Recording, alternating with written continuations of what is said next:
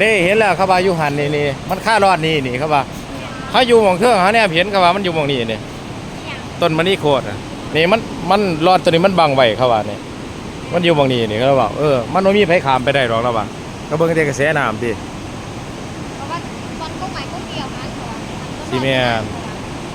เด็กเข้าคืนขึ้นมาอยู่ก่อนก็ใหม่ก็เดียวจะดิบัดถามแล้วเราคือว่าอยู่นี่แล้วว่ะแม่เนาะนี่คนไทยรูปเนี่ยไม่ใช่ค่ะเนาะตึกเวทปลาขึ้นฉลายเนาะ ขี่เรือไปรอบบานแหจังหวัดเนาะ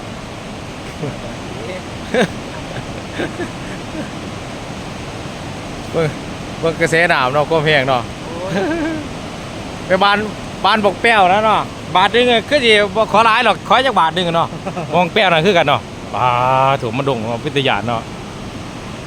คันว่าเฮาไปไหลลงคือสิบ่เหลือหยังดอก